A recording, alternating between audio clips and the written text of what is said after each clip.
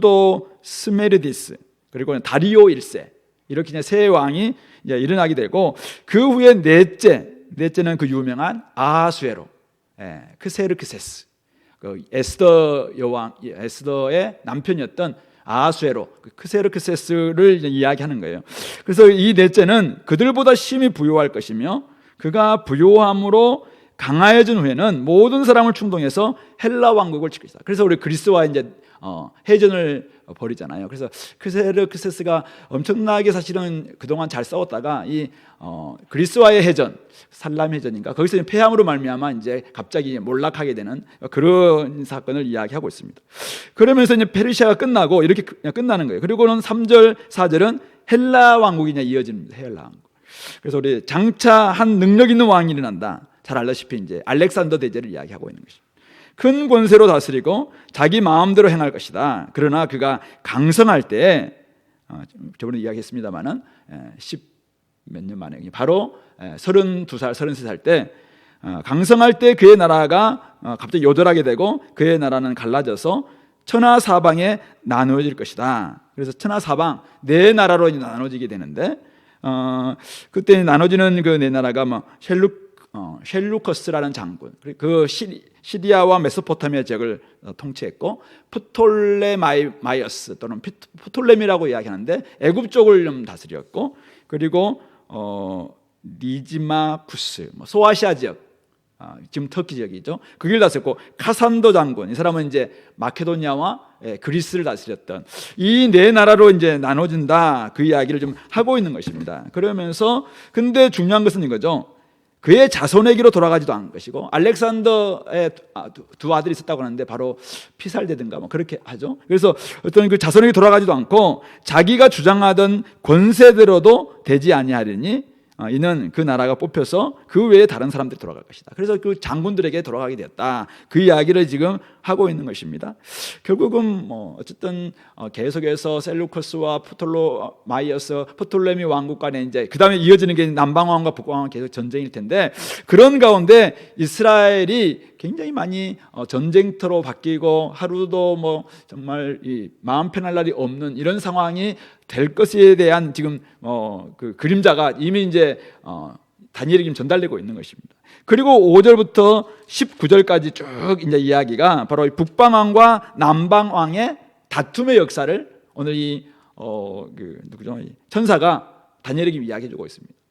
물론 여기서 끝나는 것이 아니라 20절부터 내일 보게 될 35절에서는 비천한 왕, 우리가 이스라엘 역사에서는 빼놓지 않는 안티오코스 에피파네스 4세, 진짜 성전을 다 파괴하고 수많은 유대인들을 죽였던 그 왕에 대한 이야기를 또 이어서 좀 합니다. 근데 오늘 5절부터 19절에서는 이 남방왕과 북방왕의 다툼의 역사, 전쟁의 역사를 좀 이야기하고 있습니다. 그래서 제가 이거 오늘 준비하면서 정말 이걸 왜 성경을 보면서 하나하나 보면은 세계사를 정말 되게 좋아하는 사람들은 되게 재밌겠다 할 수 있고 또 여러분들 세계사를 잘 아는 사람들은 이 북방왕과 남방왕의 이런 열화 속에서 그리스, 헬라의 역사 속에서 이런 일들이 특별히 지금 팔레스타인을 중심으로 해서 남쪽이었던 이집트를 차지했던 프톨레미 왕국, 그죠? 또는 이제 뭐 프톨레마이어스라고 이야기하는데 바로 그 왕국과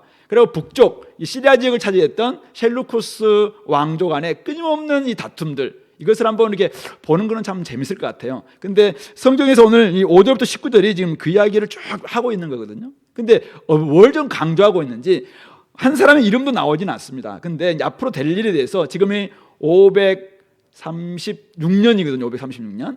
근데 이제 앞으로 이 일들은 200 몇 년에서 이제 막 일어나게 될, 한 300년 뒤에 일어나게 될 일을 지금 다니엘에게 좀 이야기해주고 있는 것입니다. 그래서 잠깐 우리 한번 살펴본다면은 남방왕은 이제 프톨레미 왕조에서 이야기하는 프톨레미 2세를 이야기합니다. 그래서 이 사람이 먼저 이제 주도권을 잡게 되죠. 근데 그 군주 중 하나는 그보다 강해져서 그의 권세를 심히 클 것인데 몇 해 후에 남방왕의 딸 이름이 버니게인가? 그런 것 같은데요. 딸이 북방왕에게 가서 화친을, 그래서 이 결혼 동맹을 맺습니다.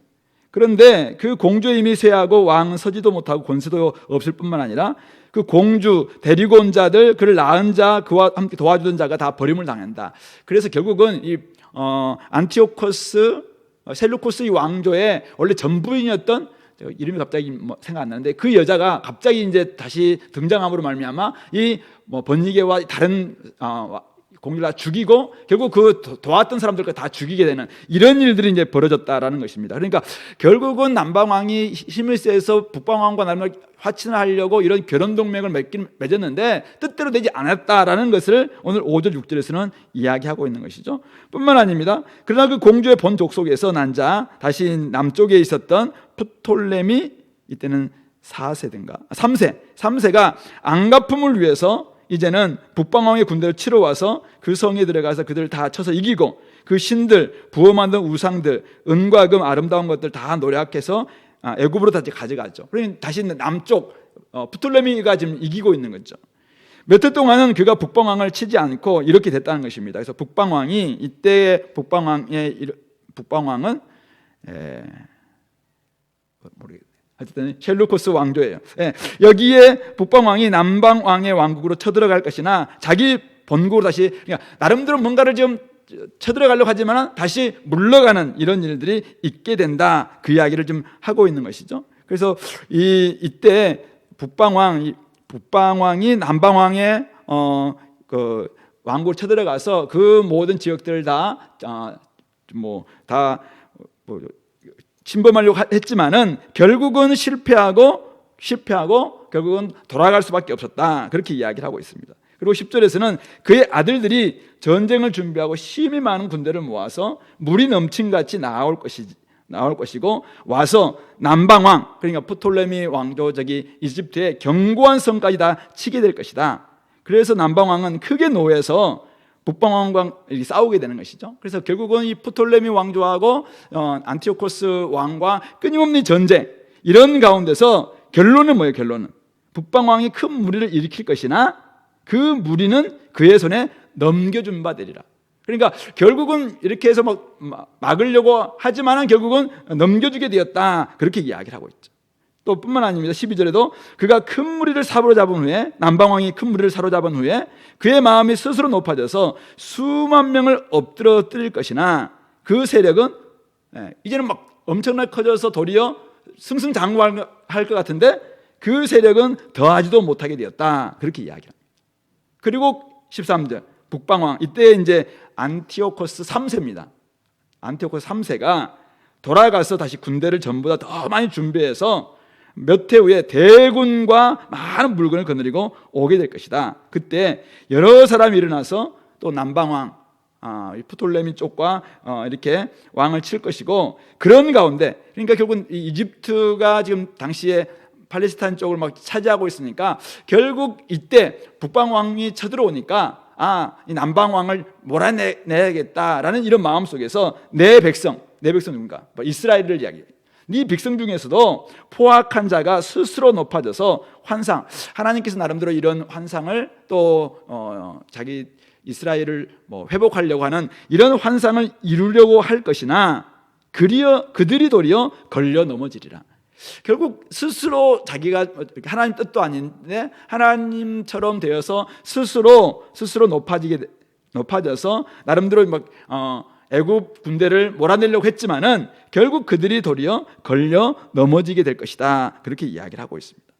바로 이것이 이제 당시에 애굽의 스코파스 장군이라는 사람에 의해서 예루살렘과 유다의 많은 사람들이 이제는 처벌받는 이런 일들이 있었다고 하더라고요. 그리고 15절 보면은 이에 북방왕은 이제 29절까지 나오는 이 북방왕은 안티오코스 3세를 가리키는데요. 이 북방왕이 와서 이제 토성을 쌓고 견고한 성읍을 점령하고 남방 군대는 그를 당할 수 없고 그가 택한 군대라도 그를 당할 힘이 없고, 그래서 16절 오직 와서 치는 자가 자기 마음대로 행하고 그를 당할 사람들 없겠고 그가 그렇게 해서 영화로운 땅은 팔레스타인, 이스라엘을 가리키는 거죠.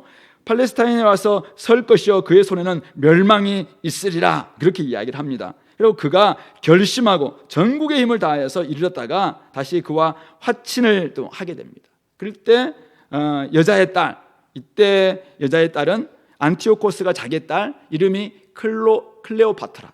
나중에 이제 로마 시대 때 나오는 클레오파트라하고 동명이인이에요. 근데 이 클레오파트라는 딸을 그에게 주어서 결국은 이렇게 화친 또 결혼 동맹을 맺으려고 했지만은 그의 나라를 망하게 하려고 했지만은 그 뜻을 이루지 못하려니 그에게 무익하게 된다. 그러니까 나름대로 뭔가를 지금 손을 써서 결혼 동맹을 하려고 하기도 하고 수만 명을 데리고 와서 또 그 나라를 무찌르려고 하기도 하고 이런 일을 하지만은 결론은 거의 다 지금 이루지 못하게 되었다. 무익하게 되었다. 또 뜻이 세워지지 않았다. 뭐 이렇게 좀 이야기하고 있습니다.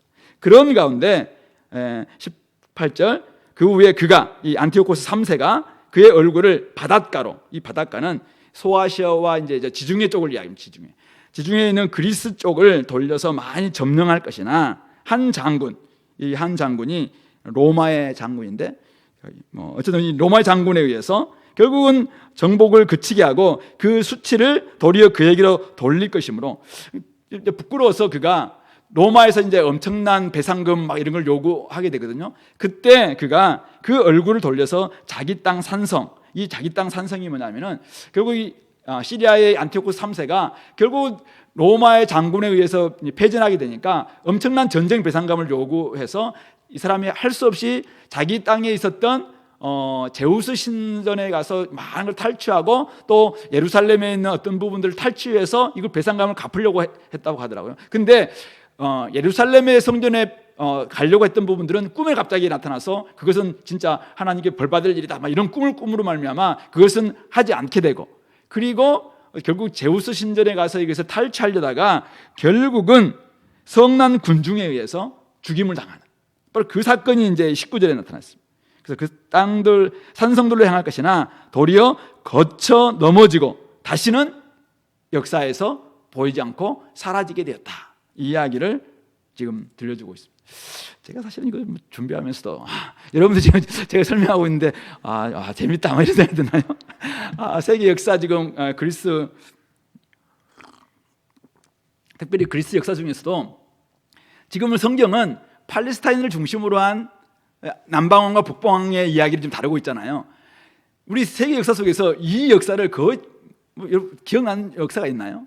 사실은 우리 세계 역사를 보면은 항상 저기 지중해 그리스나 로마나 그다음에 그쪽 역사를 중심으로 다루기도 하고, 근데 성경에서만 지금 여기서 남방왕과 북방왕을 다루면서 이스라엘이 어떻게 지금 고난을 당하게 될 것인가, 영원한 땅이 어떻게 어려움을 당하게 될 것인가, 이 부분들을 좀 다루고 있는 거잖아요. 그래서 사실 저도 오늘 뭐 공부하면서 여러 가지 찾아보고 있지만은 안티오코스는 4세만 유명하고 하도 나쁜 왕이었으니까. 근데 그 앞에 다들 뭐 안티오코스 3세도 보통 인물들 아니고, 그리고 프톨로미 남쪽에 있는 프톨레미 왕조와 북쪽에 있는 셀루쿠스 왕조 간에 이렇게 많은 다툼과 싸움이 있었구나 생각하니까 참 옛날이나 지금이나 비슷하다 뭐 이런 생각도 들긴 하는데, 오늘 이렇게 이 말씀을 통해서는 우리에게 전해주고 싶은 이야기가 뭔가요? 오늘 다니엘에게 이야기를 전해주는 것은 결국은 오늘 우리가 아까 봤다시피 이렇게 하고 다양한 결혼 동맹도 하기도 하고 막 수많은 사람들 데리고 와서 하긴 하겠지만은 결론이 뭐예요? 결론 안 된다. 그 뜻대로 안 된다. 또 역사 속에 사라지고 만다. 무익하게 된다. 결론들은 거의 다 지금 그렇게 맺고 있다는 것입니다. 그러니까 페르시아도 일어나서 사라지고, 헬라도 일어나서 사라지고, 또 알렉산더 죽고 난 다음에 네 왕조도 뭐 이렇게 뭐 다투고 그러면서 또 유명한 왕들이 있었지만 또 사라지고, 이렇게 사라지는 그런 가운데서 지금 다니엘에게 주시는 메시지는 뭐예요? 그러나 하나님께서는 여전히 살아계셔서 이 모든 부분들을 다스리고 있고 주관하고 계시고 지금도 그 뜻을 이루어가고 계신다, 이 이야기는 것이죠. 그리고 이렇게 말씀하셨던 이 네 번째 환상, 이게 많은 사람들은 이렇게 이것이 너무나도 디테일하게 역사를 기록하고 있으니까 오늘날 주석가들이나 또 신앙이 없는 사람들은 이 역사를 이건 다 역사가 지나고 난 다음에 기록된 거다 이렇게 보는 거예요. 그래서 다니엘서는 BC 한 2세기경에 기록된 문서다 이렇게 이제 그들이 판단하는 거죠. 왜냐하면 이렇게 디테일하게 맞을 수가 있냐 이거죠. 그러니까 이거는 아까 제가 잠깐 이야기했다시피 남북 왕족끼리의 싸움 속에서 그냥 누군지 대역을 이렇게 맞춰보면 거의 통하는 이런 부분들이 나오니까 이거는 다 역사가 지나고 난 다음에 이것을 사실은 기록해서 편집하는 것이다, 이렇게 이야기하는 거예요. 근데 우리 신앙인들은 뭡니까? 하나님께서 이거는 다니엘에게 말씀하셨고 뭐 이름이 나오는 것도 아니고 어쨌든 이러이러한 여러 가지 흐름을 통해서 결국 하나님이 지금 모든 부분을 자세히 이야기하기보다는 결국 이런 일이 있겠지만은 결국 그들의 뜻대로는 되지 않는다라는 것을 이야기하고 있는 것이죠. 그러므로 말씀하셨던 이 환상이 실제 역사 속에서 그대로 이루어졌다. 이 말은 뭡니까? 앞으로도 성경에서 우리에게 지금 계시하고 있는 앞으로 일어날 모든 일들, 이런 부분들도 여전히 일어나게 될 것이다 라는 것을 우리가 한번 생각해 볼 수 있는 것입니다. 오늘도 세계 역사 끊임없이 지금 뭔가를 좀 변화하고 있는 것이죠. 우리나라를 비롯한 온 세계 역사 앞으로 어떻게 흘러갈 것 같습니까? 여러분들 오늘 2022년을 살고 있는 저와 여러분들 2003년, 2023년, 2032년 어떻게 될 것 같아요? 나름대로 좀 팍 떠오르는 구상이 없습니까? 저는 아무리 봐도 모르겠어요. 5년 뒤에 우리나라가 어떻게 될지, 아니 내년에 어떻게 될지 잘 모르겠습니다. 아니 저의 내년도 사실은 잘 모르겠어요. 우리는 사실 그렇잖아요. 근데 중요한 것은 뭡니까?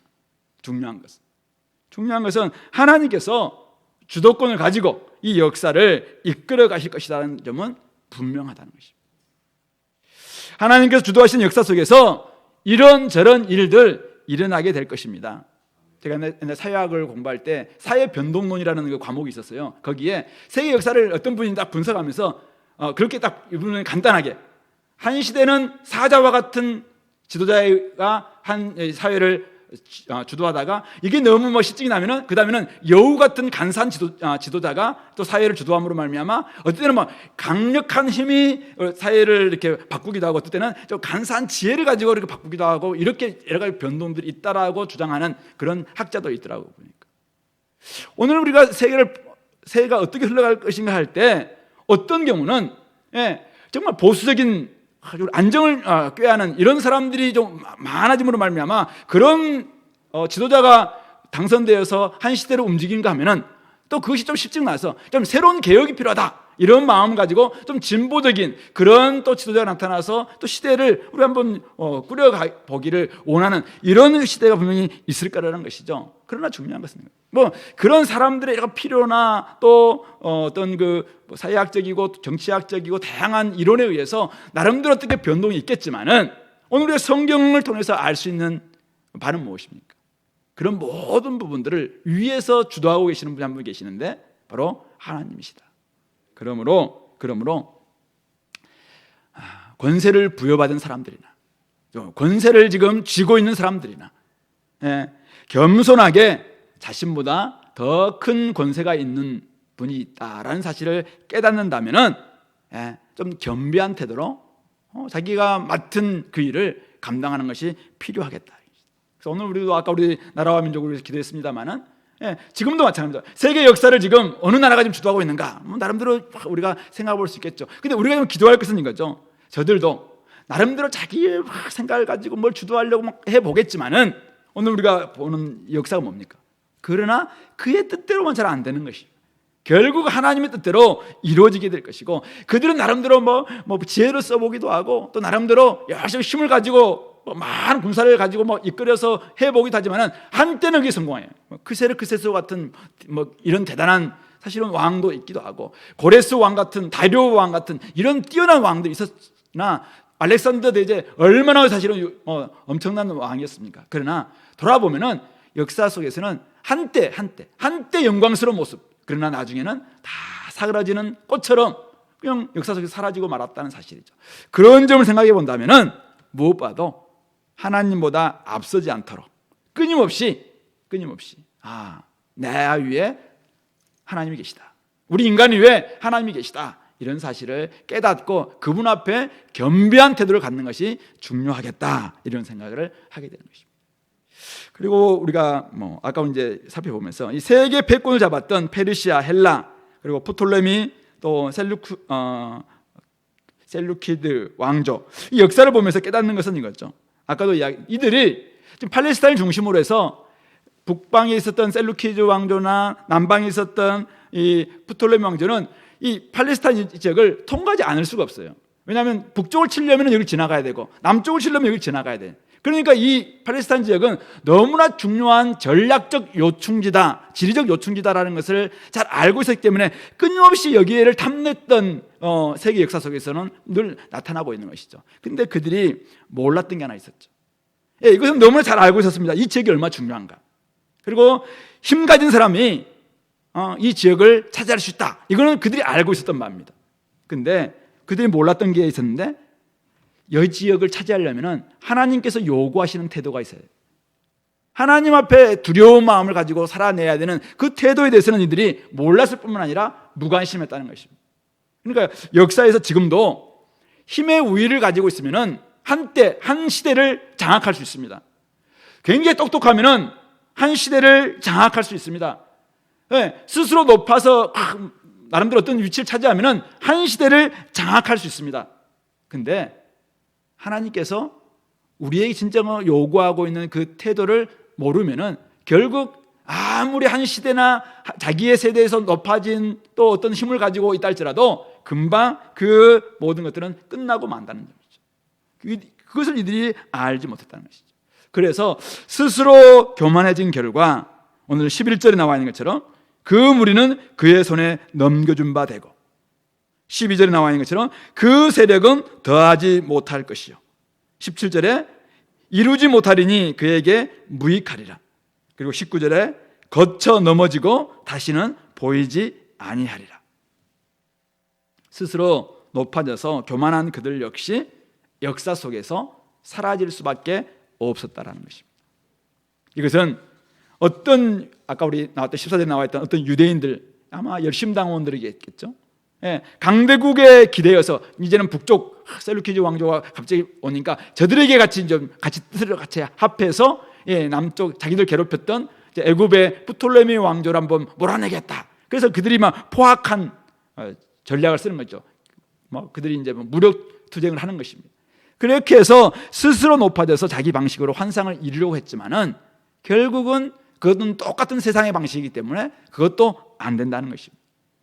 어떤 북방왕도 16절에 나와요. 자기 마음대로 행하여서 영화로운 땅 유대를 짓밟기도 했습니다.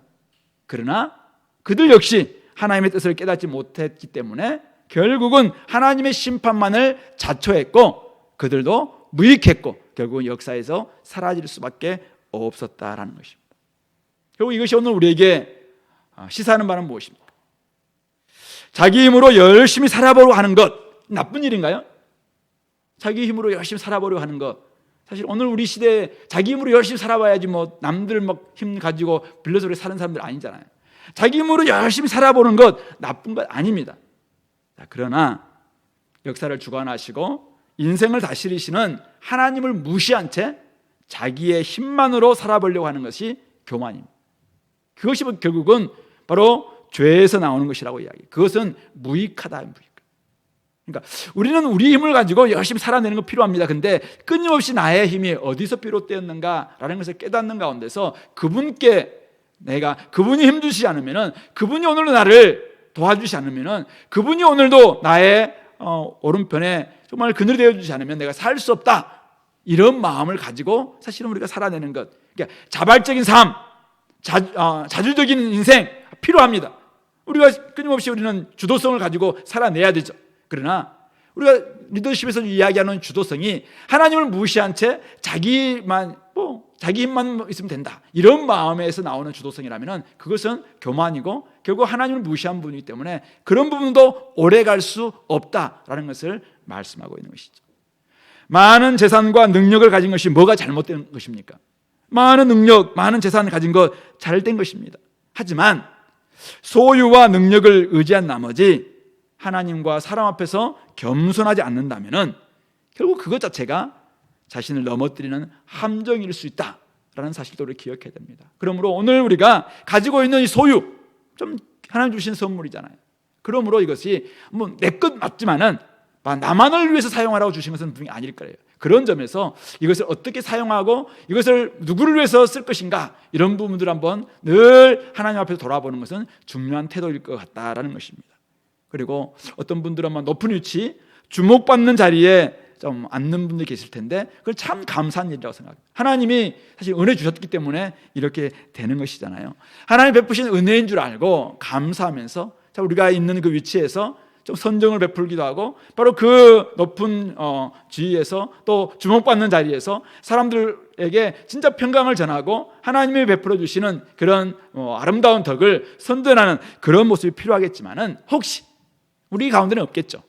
혹시 그 자리를 그냥 생각하면서 자기 위에 누구도 없고 자기 밑에도 아무도 없는 것 같은 안하무인격으로 살아가면서 만약 그것을 전행한다면 그런 사람이야말로 자충수죠.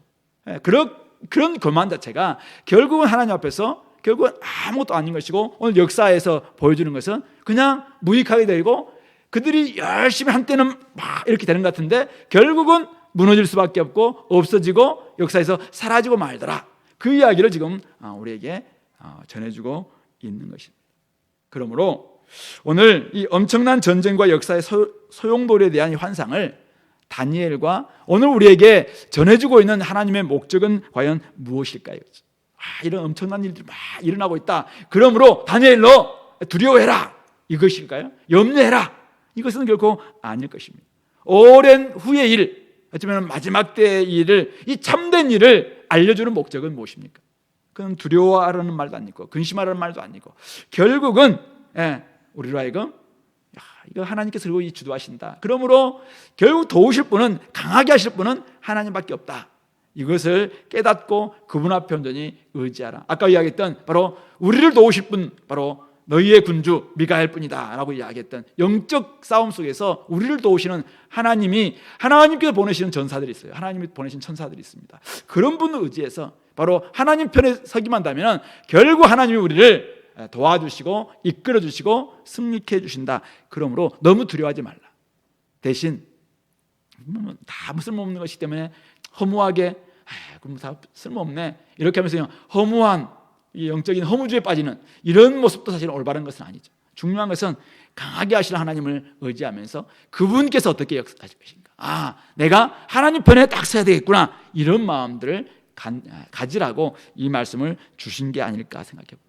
그런 점에서 오늘 이 남방왕과 북방왕의 전쟁 속에서 이스라엘에 당할 운명을 생각해 볼 때 다니엘은 가슴이 너무 아팠던 것 같아요. 그래서 그가 세 일 동안이나 막 금식했고, 하루도 편할 날이 없을 고국의 앞날을 생각해 보니까 너무나도 답답한 마음에 금식하면서 기도할 수밖에 없었던 이 다니엘의 이 마음들, 오늘 우리가 이 마음을 생각해 본다면 오늘 우리 앞날, 우리 자녀들의 앞날, 우리 세대들의 앞날, 우리 한국교회의 앞날, 또 이 땅의 앞날, 성경에서 본다면 우리에게 전해준 계시록, 요한계시록을 보면 앞으로 어떤 일이 벌어집니까? 7인의 재앙이 있고 7 나팔의 재앙이 있고 7 대접의 재앙이 있고 수많은 사람들의 또 고통과 어려움과 이런 부분이 있을 거라고 생각해요. 그러다가 마지막 때 결국은 그들 다 심판하시고 새 하늘과 새 땅이 이루어지는 마지막에 정말 그 부분이 있는 것이죠. 우리가 이 사실을 알고 있다면 하나님이 우리에게 주신 이 계시의 뜻은 목적은 명확합니다. 이 모든 역사가 하나님 손에 있다. 그렇다면 우리는 하나님 편에 얹어 있어서 하나님과 함께 영적인 싸움을 싸우는, 하나님의 편에 가담한 전사가 되어서, 의의 군사가 되어서 하나님께서 싸우시는 이 싸움을 우리가 감당하면 되는 것이죠. 역사는 이렇게 흘러가는 거구나. 그러므로 우리는 매 가만히 있으면 하나님이 알아서 해주겠지, 이게 아니라 하나님께서 이렇게 지금 싸우고 계시다는 거예요. 역사는 이렇게 흘러가서 수없는 다툼과 전쟁과 이 역사 중에서 또 나름대로 자기의 지혜를 가지고 어떤 사람들은 뭐 정략 결혼도 하고 어떤 때는 막 힘을 가지고 싸우기도 하고 이렇게 하지만은 결국 인간의 이런 지혜나 인간의 힘 가지고는 다 안 되더라는 거예요. 그러므로 하나님께서 우리에게 주시는 그 능력, 하나님 주시는 그 지혜, 하나님께서 싸우시는 이 방식으로 우리가 싸우기 위해서는 하나님 편에 서서 결국 하나님과 같은 방식으로 이 시대를 싸워내야 되는 것이 우리 교회가 또 하나님 백성들이 해야 될 그런 우리의 당연한 사명이다라는 것을 말씀하고 있는 것입니다. 하나님이 부리시는 천사들을 보내서 하나님 백성들을 위해서 바사 군대와 싸우시는 하나님, 그리고 이어지는 헬라 군대와 싸우시는 하나님, 그리고 남방의 군자들과 싸우시는 하나님, 또 북방의 군주가 와서 이스라엘 백성들을 괴롭힐 때는 북방의 군주와 싸우시는 하나님, 그 뒤에 일어나게 될 로마 제국의 또 군주와 싸우시는 하나님, 그 뒤에 일어난 신성 로마 제국과 싸우시는 하나님, 그 뒤에 일어나게 된 나치 정권과 싸우시는 하나님, 그 뒤에 일어났던 수많은 소련과 싸우시는 하나님, 지금도 여전히 일어나서 한국교회나 하나님 백성들과 괴롭히는 수많은 정권들, 그 세속 정부들과 그 뒤에 있는 영적인 그 군주들과 싸우시는 하나님, 그리고 지금도 눈에 보이지 않는 육신의 정욕과 안목의 정욕과 이생의 자랑과 같은 이 세상과 세상의 신과 싸우시는 하나님, 그분이 우리의 싸우시는 하나님이라는 것입니다. 그분이 우리의 편에 서서 미가엘 같은 이런 군주를 보내서 이 악한 세력이 백성들을 집어삼지 못하도록 싸우시겠다, 그 이야기를 하고 있는 거잖아요. 그럼 우리는 어떻게 해야 돼요? 우리도 하나님 편에 서서 하나님 백성들을 위해서 싸우시는 하나님 편에 서서 우리가 의의 싸움들, 하나님의 그 싸움을 우리가 싸우는 그런 군사가 돼야 되는 것 아니냐 이거죠. 바로 그것이 다니엘이 드렸던 기도이고, 다니엘이 끊임없이 말씀을 가지고 지금 전하면서 하나님이 승리하신다, 하나님 승리하신다, 하나님 나라가 승리한다. 아무리 이 시대가 이런 시대로 이렇게 바뀐다 할지라도 결국 그들은 역사에서 사라질 나라이고 하나님 나라만이 영원한 나라다.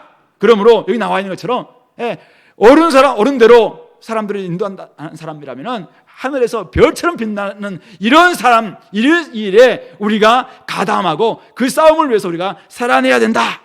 다니엘이 지금 이 말씀을 전하고 있는 것이죠. 그러므로 하나님을 전적으로 의지하는 사람들, 가만히 있는 사람들이 아닙니다. 하나님을 전적으로 의지하는 사람들은 이 하나님의 싸움에 동참하는 사람들입니다.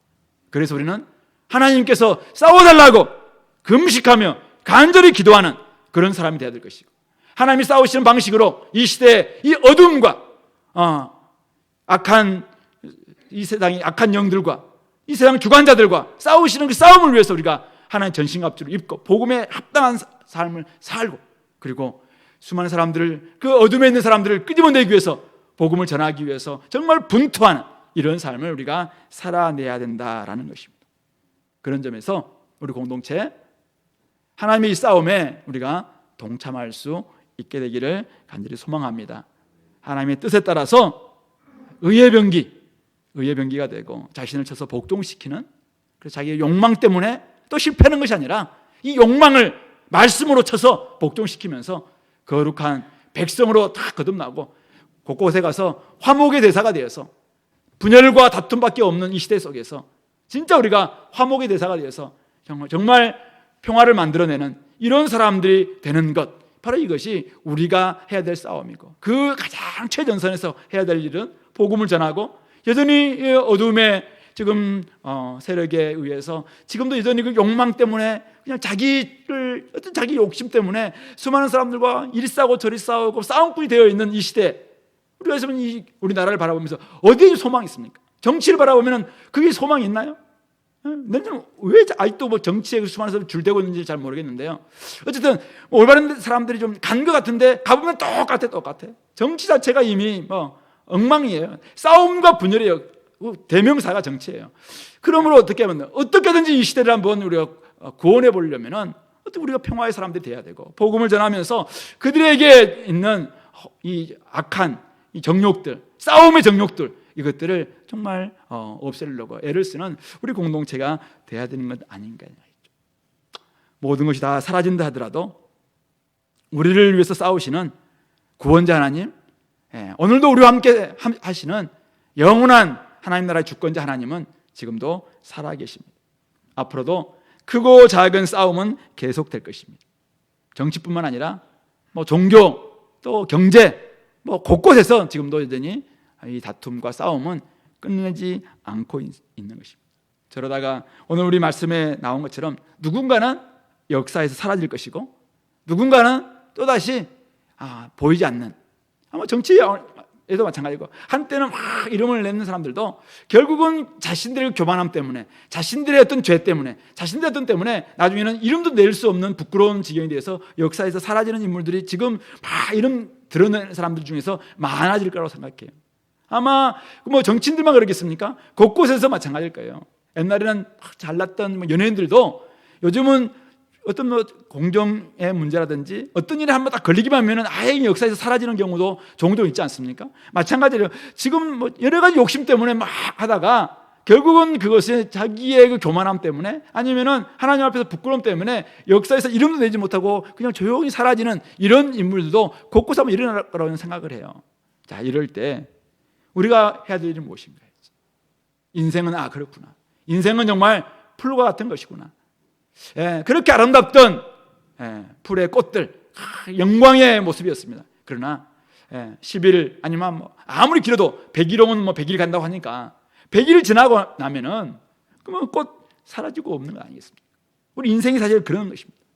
잠시 잠깐 지나고 나면은 다 마르고 여기저기 아프고, 그리고 그냥 아무것도 없는 것 같은 그냥 메마른 삶. 요즘 산에 올라가면 겨울산이 지금 준비되고 있잖아요. 우리에게 시청학교 여기 그렇게 아름답던 푸르렀던 산들도 이렇게 잎이 다 사그라지면서 겨울산이 되고 있는 우리 이런 모습들이 결국 이 땅에서 지금 아기다툼하면서 끊임없이 막 이전 투구하면서 싸워내는 그 영광을 취하고자 하는 그 목적인데, 그것도 다 사라지고 없을 것입니다. 그런 점에서 온 세상과 여전히 이 땅의 모든 백성들을 다스리시고 지키시고 계시는 그 하나님, 그 하나님의 나라는 영원하기 때문에 그분만을 온전히 신뢰하고 나아가는 우리 공동체. 그래서 그분께서 이루실 그 하나님 나라를 위해서 복음대로 살고 복음을 전하고 정말 복음을 더 사람들에게 알려주기 위해서 애를 쓰는 우리 공동체. 내가 정말 의의 백성 되지 못한다면, 내가 이미 의인인데 의의 백성 되지 못하면서 내가 어떻게 하나님의 의를 전할 수 있겠는가? 그래서 죄가 내 안에 들어오는 순간 죄에 대해서 막 분투하고 죄를 쳐서 복종시키고 끊임없이 내 게을러지는 나의 모습들을 하나님 앞에서 좀 용서를 구하면서 이제는 다시 한번 성실하게 주님의 일을 감당하겠다고 하고, 그리고 내 욕망이 나와서 십자가를 아무리 묵상해도 그만 눈물 났던 내가 또 돌아서면 금방 욕망 때문에 다른 사람들을 위해서 섬기지 못하고 또 나만을 막 추구하려고 할 때마다 다시 한번 말씀을 생각하면서 나를 쳐서 복종시키면서 내가 의의 백성이지, 맞아, 이렇게 하면서 다시 한번 좀 겸비하게 나아가고, 이런 모습들이 우리 가운데 있어야 되지 않겠는가, 이 말입니다. 그러므로 오늘 싸움과 다툼은 오늘 여기 역사처럼 앞으로도 계속 될 것입니다. 앞으로도 수많은 나라와 민족들이 일어나서 또 다투고 난리와 난리의 소문은 끊이지 않고 계속 일어나게 될 것입니다. 그러나 오늘 성경에서 나와 있는 것처럼 하나님의 뜻을 따르지 않는 자들이 몰랐던 바, 바로 교만하면은 결국은 사라진다는 것입니다. 그들의 결말 어떻습니까?